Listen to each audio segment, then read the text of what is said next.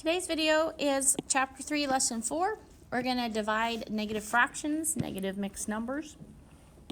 So if you remember from 6th grade, there are 3 steps.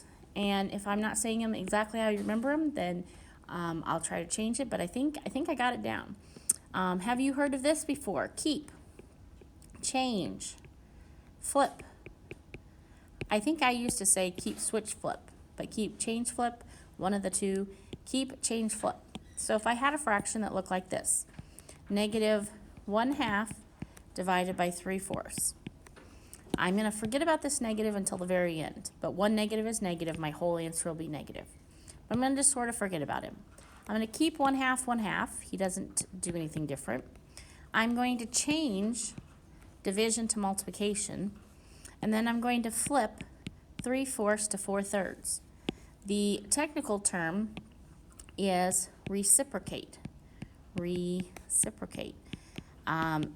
If you reciprocate something, you flip it.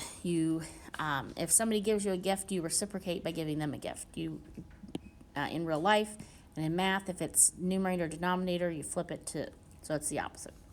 Okay, so keep, change, flip. Keep this guy, change this to multiply, flip this guy, and then ask yourself, can you cross anything out diagonally? Because I love crossing stuff out diagonally. That's a 1, that's a 2. And then we go 1 times 2 is 2. And we say 1 times 3 is 3. And 1 negative is negative. There's our final answer. All right, you try this question. Negative 7/8 divided by negative 1/4. Pause the video, work it out, see if you get the right answer. Did you get positive 3.5? Well, let's see. I keep 7/8, 7/8. I change division to multiply. I flip the 1/4 to 4/1. I still have my 2 negatives. I'm going to kind of forget about them. 8 and 4 I can cross out. 7 times 1, 2 times 1. 2 negatives made a positive. It's improper, so I change it back to mixed numbers. 2 goes into 7 3 times with 1 left over. Now let's divide mixed numbers. And I'll make one of them negative. And so, keep, switch, flip. However, look over here, it's missing step 1. Can you think of what step 1 would be? Make them improper. So I'm going to do the blue step. I'm going to make them improper. 2 times 6 is 12, plus 1 is 13.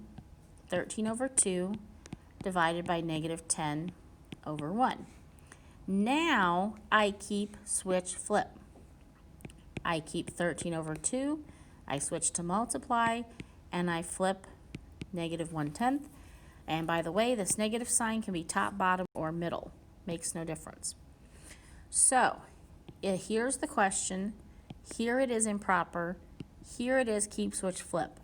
If you try to go from purple to purple, and you miss this blue step, I've seen students time and time again think they flipped, and they haven't. They think they leave it like this because they think they flipped when all they did was make it improper. So if you'll write the question, write it improper and write it a 3rd time, keep, switch, flip, you're going to avoid that mistake.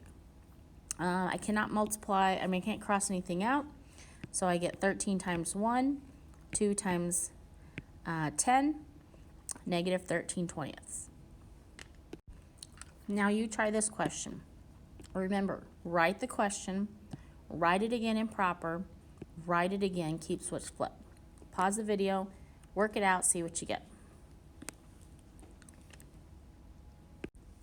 Did you get positive 4? Let's see how I did it. I made this improper. 3 times 4 is 12, 13, 14. Remember, I don't do anything with this negative. I just am going to write them down. 3 times 4 is 12, 13, 14, 14/3. I still wrote division because I haven't done the keep, switch, flip.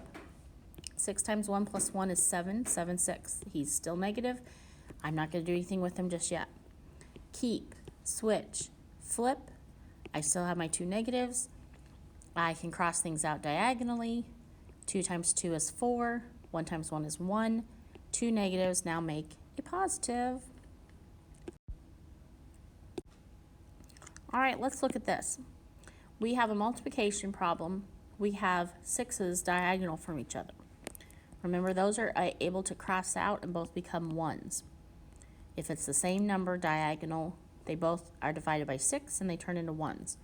Well, the same thing happens in this question when you have variables. If you have a variable that's diagonal from the same variable, you can cross that out and make them 1s.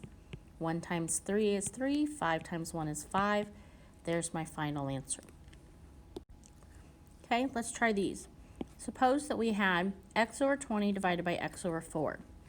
So my first step is to keep, then my next step is to switch, my final step is to flip. Oh look, I have x's that can cross out. I end up with 4 over 20. Well, really I should have just crossed them out, but okay, whatever, 1 over 5. I should have just done this. Okay, let's look at this next example. I'm going to keep x over 4y. I'm going to switch. I'm going to flip 8y over 3x. Let's look diagonally. What things can cross out? Well, an x can cross out another x.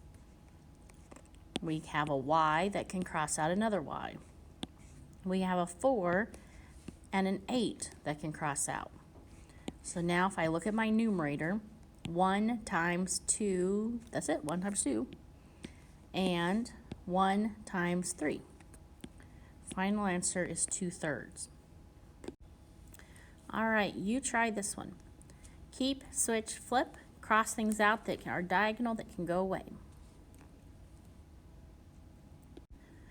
All right, let's look at this one. So let's look at my blue. I tried to do it in color. The 7 and the 14 crossed out and made a 1 and a 2. The yellow stuff crossed out, the A's went away. This C, nobody crossed out with him. He didn't have a C to cross out with. The green stuff crossed out, the 10 and 30 became 1 and 3. The pink stuff, the B's crossed out. So now I have 1 and a C and a 3. That becomes 3C. And on the bottom I have a 1 and I have a 2. 1 times 2 is 2. So 3C over 2, or you could say 1.5 C, or you could even say 1.5 C. Here are your Google Classroom questions. Number 1, what are the 3 steps for dividing fractions? So if you just had a normal fraction like 2/3 divided by 1/4, what are the 3 steps? Blue one, number 2, if you had this question, what's the first step? Just tell me your first step, the first thing you should do. And purple, question 3, what is the final answer to this division question? All right, good luck.